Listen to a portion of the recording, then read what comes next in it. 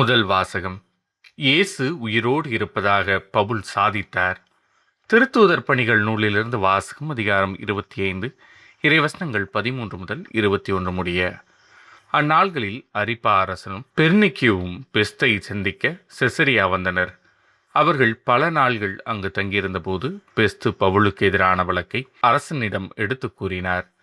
Felix கைதியாக விட்டு சென்ற ஒரு மனிதர் இங்கு இருக்கிறார்.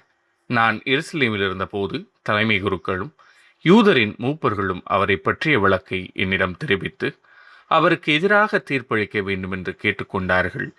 நான் அவர்களை பார்த்து, குற்றம் சாட்டப்பட்டவர் எவரும் குற்றம் சாட்டியவருக்கு முன் நின்று தம் மீது சுமத்தப்பட்ட குற்றத்தை பற்றி விளக்குவதற்கான வாய்ப்பை பெற வேண்டும். அதற்கு முன் அவருக்கு தீர்ப்பு அளிப்பது ரோமையரின் வழக்கமல்ல என்று கூறினேன். எனவே அவர்கள் இங்கே வந்தபோது சற்றும் காலம் தாழ்த்தாமல் மறுநாளிலேயே நான் நடுவர் இருக்கையில் அமர்ந்து அவரை என்னிடம் கூட்டிக் கொண்டு வருமாறு ஆணை பிறப்பித்தேன். குற்றம் சுமத்தியவர்கள் எழுந்து பேசிய போது நான் நினைத்திருந்த கொடிய குற்றம் எதுவும் அவர் மீது சுமத்தவில்லை.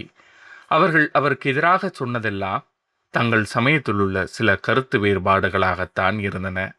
இறந்து போன இயேசு என்னும் ஒருவரை பற்றியும் அவர்கள் பேசினார்கள். இந்த இயேசு உயிரோடு இருப்பதாக பவுல் சாதித்தார். இக்கருத்து சிக்கல்களை பற்றி கேட்டதும் நான் குழம்பி போய், நீர் எருசலேமுக்கு வருகிறீரா? அங்கு இவை பற்றி விசாரிக்கப்பட விரும்புகிறீரா என்று கேட்டேன். பவுல், பேரரசரே, விசாரித்து தீர்ப்பு அளிக்கும் வரை தம்மை காவலில் வைக்க வேண்டும் என்று கேட்டுக்கொண்டார். ஆதலால் இவரை சீசரிடம் அனுப்பும் வரை காவலில் வைக்குமாறு ஆணை பிறப்பித்தேன். இது ஆண்டவரின் அருள்வாக்கு. இறைவா, உமக்கு நன்றி. பதிலுரை பாடல். ஆண்டவர் தமது அரியணையை விண்ணகத்தில் நிலைநிறுத்தியுள்ளார். என் உயிரே ஆண்டவரை போற்றிடு, என் முழு உளமே அவரது திருப்பெயரை ஏத்திடு. என் உயிரே ஆண்டவரை போற்றிடு, அவருடைய கனிவான செயல்கள் அனைத்தையும் மறவாதே. ஆண்டவர் தமது அரியணையை விண்ணகத்தில் நிலைநிறுத்தியுள்ளார். அவர் தமக்கு அஞ்சுவோர்க்கு காட்டும் பேரன்பு மண்ணினின்று விண்ணளவு போன்று உயர்ந்தது. மேற்கினின்று கிழக்கு எத்துணை தொலையில் உள்ளதோ அத்துணை தொலைவிற்கு நம் குற்றங்களை நம்மிடமிருந்து அவர் அகற்றுகின்றார். ஆண்டவர் தமது அரியணையை விண்ணகத்தில் நிலைநிறுத்தியுள்ளார். ஆண்டவர் தமது அரியணையை விண்ணகத்தில் நிலைநிறுத்தியுள்ளார். அவரது அரசு அனைத்தின் மீதும் பரவியுள்ளது. அவரதும் சொற்கேட்டு நடக்கும் வலிமை மிக்கோரே, ஆண்டவரின் தூதர்களே, அவரை போற்றுங்கள். ஆண்டவர் தமது அரியணையை விண்ணகத்தில் நிலைநிறுத்தியுள்ளார்.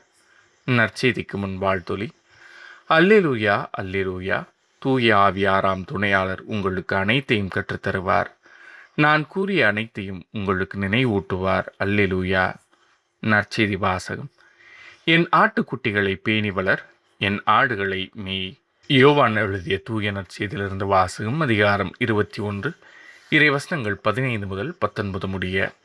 தம் சீடர்களுக்கு தோன்றி இயேசு சீமோன் பேதுருவிடம், யோவானின் மகன் சீமோனே, நீ இவர்களை விட மிகுதியாக என் மீது அன்பு செலுத்துகிறாயா என்று கேட்டார். அவர் இயேசுவிடம், ஆம் ஆண்டவரே, எனக்கு உம்மிடம் அன்பு உண்டு என உமக்கு தெரியுமே என்றார். இயேசு அவரிடம், என் ஆட்டுக்குட்டிகளை பேணி வளர் என்றார். இரண்டாம் முறையாக இயேசு அவரிடம், யோவானின் மகன் சீமோனே, நீ என் மீது அன்பு செலுத்துகிறாயா என்று கேட்டார். அவர் இயேசுவிடம், ஆம் ஆண்டவரே, எனக்கு உம்மிடம் அன்பு உண்டு என உமக்கு தெரியுமே என்றார். இயேசு அவரிடம், என் ஆடுகளை மேய் என்றார். மூன்றாம் முறையாக இயேசு அவரிடம், யோவானின் மகன் சீமோனே, உனக்கு என்னிடம் அன்பு உண்டா என்று கேட்டார். உனக்கு என்னிடம் அன்பு உண்டா என்று இயேசு மூன்றாம் முறை கேட்டதால் பேதுரு துயருற்று அவரிடம், ஆண்டவரே, உமக்கு எல்லாம் தெரியுமே, எனக்கு உம்மீது அன்பு உண்டு என்பது நீர் அறியாத ஒன்றா என்றார். இயேசு அவரிடம், என் ஆடுகளை பேணி வளர். நீ இளைஞனாக இருந்தபோது நீயே இடையை கட்டிக்கொண்டு உனக்கு விருப்பமான இடத்தில் நடமாடி வந்தாய். உனக்கு முதிர்ந்த வயது ஆகும்போது நீ கைகளை விரித்து கொடுப்பாய். வேறொருவர் உன்னை கட்டி உனக்கு விருப்பமில்லாத இடத்திற்கு கூட்டிச் செல்வார் என உறுதியாக உனக்கு சொல்கிறேன் என்றார். பேதுரு எவ்வாறு இறந்து கடவுளை மாட்சிப்படுத்தப் போகிறார் என்பதை குறிப்பிட்டே அவர் இவ்வாறு சொன்னார். இதை சொன்ன பின் பேதுருவிடம், என்னை பின்தொடர் என்றார். இது ஆண்டவரின் அருள்வாக்கு. கிறிஸ்துவே, உமக்கு புகழ்.